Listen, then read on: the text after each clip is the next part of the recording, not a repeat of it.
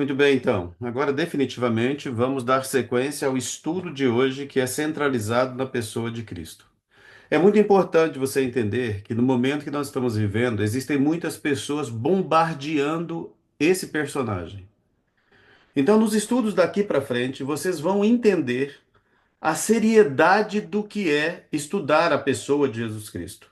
Então, no estudo de hoje, nós precisamos conhecer o que a Bíblia revela sobre ele, o que ele fala de si mesmo e o que aqueles que viveram lá falam dele. Nós vamos entender o poder que esse Cristo tinha quando aqui andou, apresentando isso num milagre.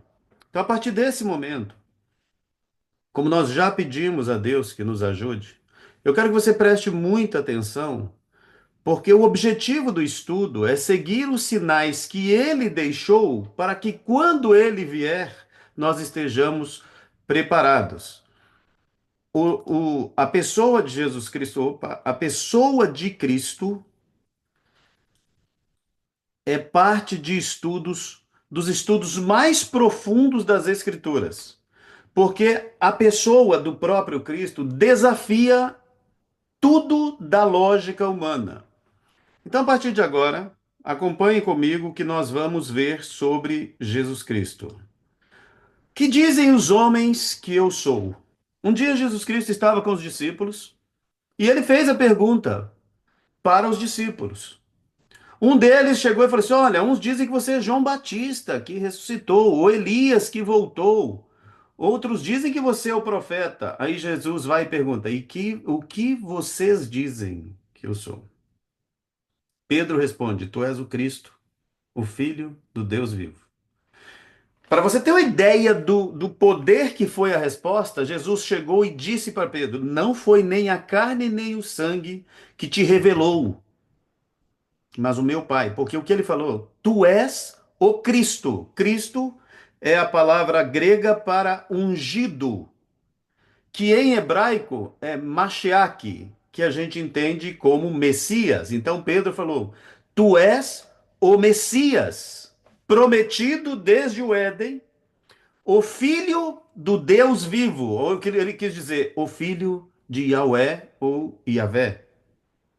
Então, já começa por aí que na declaração de Pedro apóstolo, tem a confirmação do filho de Maria, o Messias ou ungido, que era verdade o que ele dizia.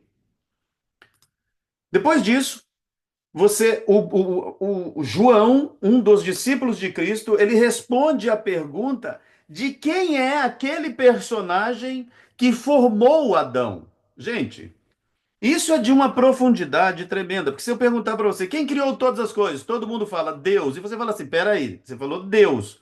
Qual personagem da família divina criou? Todo mundo fala o Pai. A gente tem que ir para a Bíblia para ter a resposta para essa pergunta. E a resposta está aqui. Você vai abrir a sua Bíblia quando quiser conferir em João, capítulo 1. Olha o que está escrito aqui. Não são palavras minhas, tá? Todos estão vendo a tela? Só um que confirma para ele. Está vendo a tela? Sim. Então, olha só o que João fala da pessoa de Cristo. No princípio era o Verbo. Tião, peraí, não tá vendo direito não. Tá uma tela frisada aqui, é estudo da Bíblia seguindo os sinais. Opa, agora que eu vi. Obrigado, Wilson. Ah, se não fosse. Aí, agora vem. Sim. Sim. Olha só. No princípio era o Verbo. Olha que legal. Sabe qual outro livro da Bíblia começa assim? O único livro da Bíblia que começa assim, além desse? Gênesis. No princípio criou Deus o céu e a terra. Olha como é que João começa. No princípio era o Verbo. E o Verbo estava com Deus. E o Verbo era Deus. Ele estava no princípio com Deus. Qual princípio? Aquele do Éden. Todas as coisas foram feitas por ele, e sem ele, nada do que foi feito se fez. Aí, se eu te pergunto, quem criou todas as coisas? A resposta está na Bíblia. O Verbo, olha, todas as coisas foram feitas por ele. Em português simples. Quem fez todas as coisas? Você tem que responder pelo texto. O Verbo. Quem era o Verbo? A resposta aqui. Nele estava a vida. E a vida era a luz dos homens. A luz resplandece nas trevas e as trevas não a compreenderam. Aí vem a resposta para a pergunta, versículo 11: Veio para o que era seu e os seus não o receberam. Mas a todos quantos o receberam, deu-lhes o poder de serem filhos, feitos filhos de Deus, aos que creem no seu nome. Quem é o Verbo? O próprio Cristo. Ele é o Verbo de Deus. Essa é a resposta para a pergunta. Então, para responder a essa pergunta, quem criou todas as coisas? Resta dúvida de quem foi. Estou forçando a barra? Ou foi Jesus Cristo? Tá claro isso na Bíblia ou não? Ah, tá claro. Então, quem criou. Vocês vão entender por que que essas coisas precisam estar organizadas na nossa cabeça. Nós vamos agora ao primeiro milagre relatado na Bíblia. Na Bíblia, não. No ministério de Cristo. E eu vou sair de novo, agora para o mesmo João, mas no capítulo 2.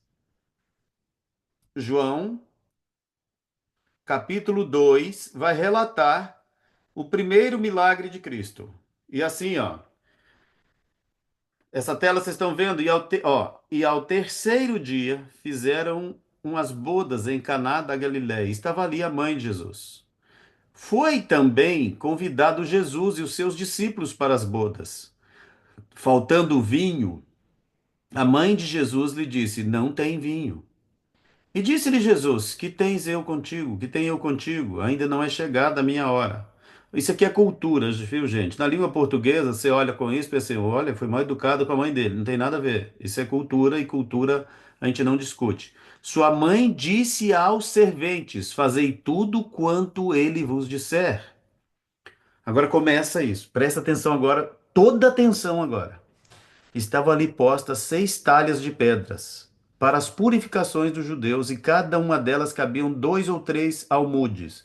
Isso aqui são mais ou menos 480 litros de água, porque as festas naquele tempo não era de uma noite, não. As festas duravam 7 dias. 480 litros de água. Jesus falou só isso. Disse-lhes Jesus: Enchei de água essas talhas, e encheram-nas até em cima. O detalhe que poucos prestam atenção é esse aqui, ó. E disse-lhes: Tirai agora e levai ao mestre-sala, e levaram. E logo que o mestre-sala provou a água feita vinho, não sabendo de onde viera, se bem que o sabiam os serventes que tinham tirado a água, chamou o mestre-sala ao esposo e disse-lhe: Todo homem põe primeiro o vinho bom, e quando já tem bebido bem, então o inferior, mas tu guardastes até agora o bom vinho. Jesus principiou assim os seus sinais em Caná da Galileia e manifestou a sua glória, e os seus discípulos creram nele. Detalhes que não pode passar batido. Olha só isso aqui. Vamos voltar aqui para a nossa telinha. Opa.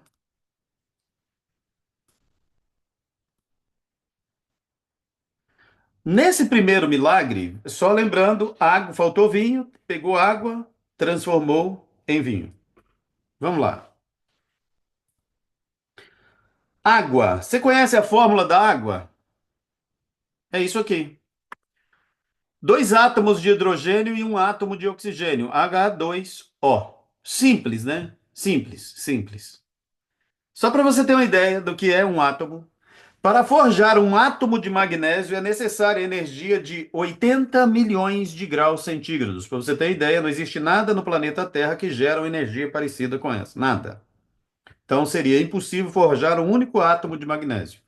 Então guarda essa informação que um átomo de água, uma molécula de água é composta de H2O, dois átomos de hidrogênio e um de oxigênio. E aí o que acontece? Foi pedido então que eles pegassem o vinho, pegassem a água e derramassem nas talhas e ela virou vinho, tá? Simples, né? Agora eu quero mostrar para vocês. Aqui está a fórmula da água e aqui está a fórmula do vinho. É uma cadeia de carbono, porque agora você tem água, você tem a parte orgânica do suco de uva.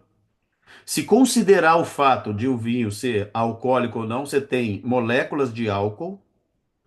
Se você tirar, não muda muita coisa, mas você continua. Olha a complexidade do que é o que está aqui. O simples H2O se transformou nisso aqui, tá bom? Está aqui, ó. H2O. Você percebe que o H2O não aparece mais. Aparece o hidrogênio, o oxigênio, aparece o carbono, mas o não aparece mais. Agora, presta atenção nisso.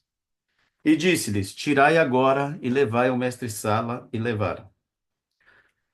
Meus amigos, para fazer isso, esse milagre, que Jesus nem tocou na água, ele precisava primeiro desconstruir a molécula de água. Desconstrução atômica. Isso é fissão. Você desconstrói a molécula e separa os átomos. E depois que você faz isso, você agora vai fazer a fusão nuclear para fusão de átomos, tá bom? Agora não sou eu que falo, não. Isso aqui é a ciência falando.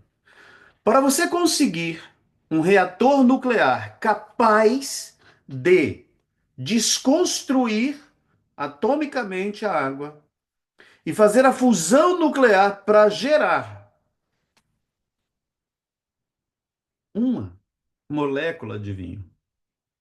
Nós estamos falando de 480 litros. Você precisaria da energia de 200 bilhões de sóis geradas durante um dia inteiro.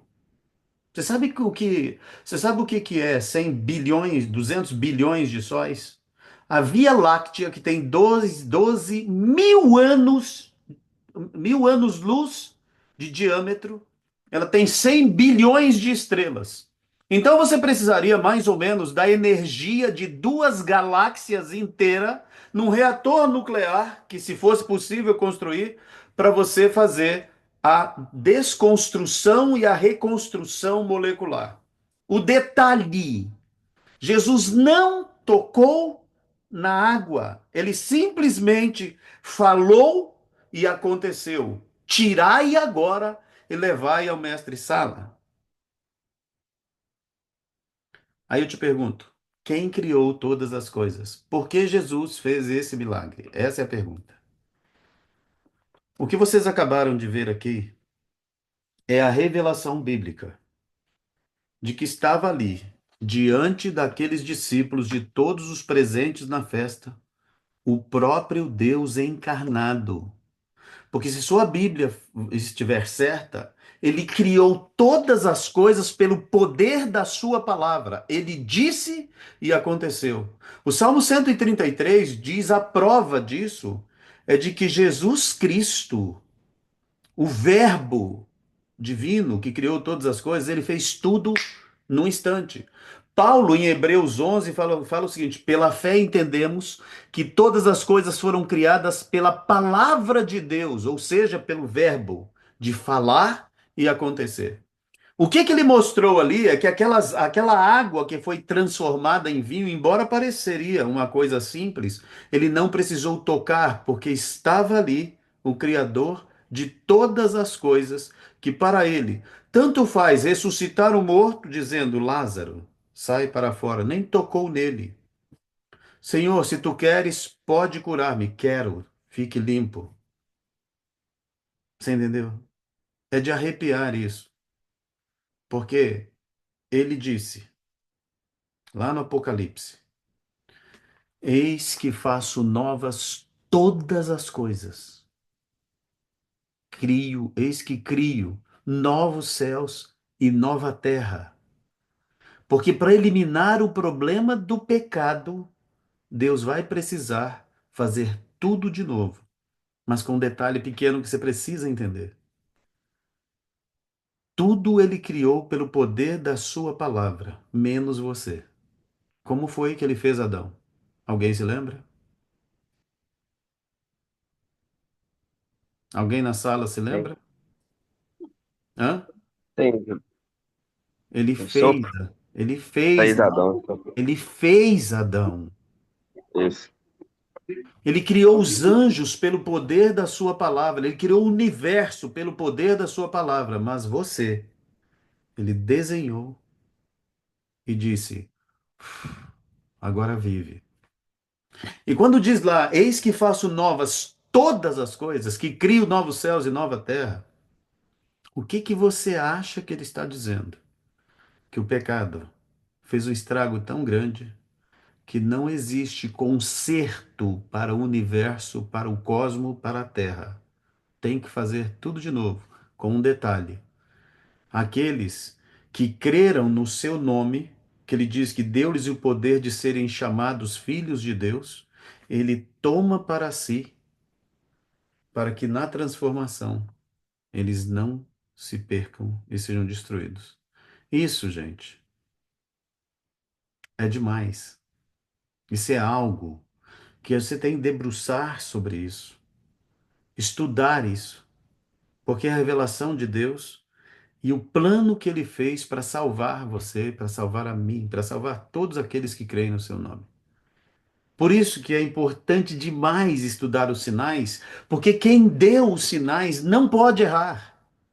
Deus não adivinhou o futuro. Ele não pega uma bola de cristal, como as pessoas dizem por aí, que esses malucos de plantão que querem adivinhar o futuro e só fazem charlatanismo. Ele conhece o futuro porque ele não está limitado ao tempo. Quem criou todas as coisas, criou o espaço-tempo. E ele revela o futuro ao homem que vive nessa minúscula fração de tempo que é o presente, revela o futuro que para ele já existe. Lembra disso? O cordeiro que foi morto antes da fundação do mundo? Falou: Vou preparar-vos lugar. E o que que ele foi preparar? Uma cidade que já está feita, para ele já está lá. Isso não é predestinação, como dizem por aí, mas é o plano da redenção em ação. Então, quando você olhar para cada filho de Adão que você cruzar por ele na rua, lembre-se, ali tem o objeto do amor de Deus que precisa conhecê-lo.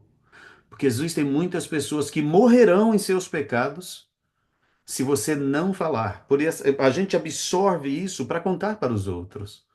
Não tem outra razão de ser. O que aconteceu com a minha vida me tirou das trevas para a sua maravilhosa luz.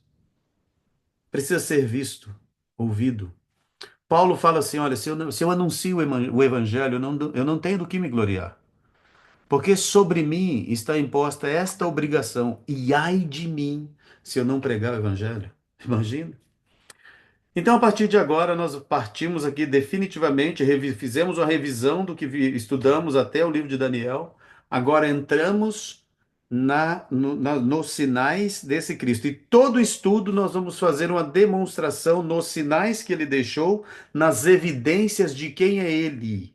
Então, ao longo dos estudos, vocês vão perceber que nós estamos mostrando o que a Bíblia revela sobre o Deus encarnado que o céu mandou que se chamasse de Yeshua, que foi traduzido para Jesus Cristo, que é o nome divino, mais a palavra Messias, e que virá porque foi ele que prometeu.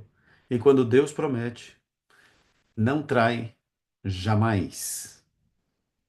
Perguntas. Abra o seu microfone, abra a sua câmera e pergunte ou contribua, por favor.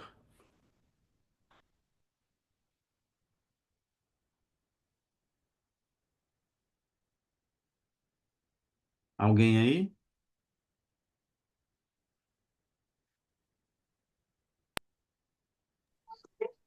Então, primeira vez que estou te escutando aqui nesse estudo, né, eu também tenho bastante estudo já, e eu sempre digo o seguinte, Deus, Cristo, que foi através da criação toda, foi feita por Ele, a criação inteira, diz que todas as coisas foram criadas por Ele, nada sem foi feito, né? Sim, Eu sempre digo que Ele é o grande artesão da criação. Verbo quer dizer ação. Eu acho muito interessante esse tema. muito Nós bom. temos a obrigação o dever moral de levar a sério assuntos espirituais. Assuntos espirituais nem sempre são apetitosos para a inclinação natural do ser humano. É necessário acordar esse interior do homem para os interesses eternos, para a salvação, para o escape, porque quer creiam, quer não, esse planeta, da forma que está, não vai permanecer, vai ser destruído, e ele quer salvar todos aqueles que têm a oportunidade de ouvir a palavra e de recebê-la, né? Porque ser ouvintes, a gente não pode ser como ouvintes esquecidos, né? Precisamos de ser ouvintes atentos às recomendações do grande mestre. Isso, Eu sou apaixonada excelente. por ele. Muito obrigado, Karina. Agora, você tinha aberto o microfone? Não, não, eu abri só para falar que eu tava aqui e tudo, mas a Mara foi, assim, os detalhes de tudo que ela falou foram perfeitos. Ele é o único, ele é o Verbo, ele é o Todo-Poderoso, é o Pai Eterno, o Príncipe da Paz, é quem a gente precisa, necessita para continuar firme aqui, nesse mundo do jeito que tá, até o cumprimento da promessa que ele fez para todos nós. Excelente. Muito bom. Muito bem, gente. Chegamos ao fim. O tempo perfeito. Leiam o capítulo, o livro. Se você tem curiosidade como ler a Bíblia, eu já recomendo você. Leia o Evangelho de João. Começa no Evangelho de João, que nós vamos pegar muitas coisas de lá para a gente estudar. Os próximos estudos, você percebeu que aqui eu não falei da infância de Jesus, nascimento, a promessa, natividade, nada disso, porque a gente já vai partir direto para esses sinais. Inevitavelmente nós vamos chegar nas profecias de Paulo, nós vamos chegar no Apocalipse, isso é inevitável e nós vamos chegar lá. Nós não vamos parar porque tem assunto aqui para uma eternidade.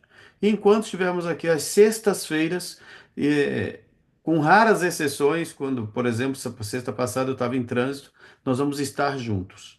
Lembrando, aqui só vale Bíblia. Deus abençoe você, que o seu final de semana seja extraordinário. Ao dormir, saiba que Ele vela por você, e ao acordar, saiba que toda vez que acordamos, um milagre acontece. Sabe qual? As misericórdias do Senhor se renovam a cada manhã. Isso é um milagre que acontece todos os dias. Deus abençoe você.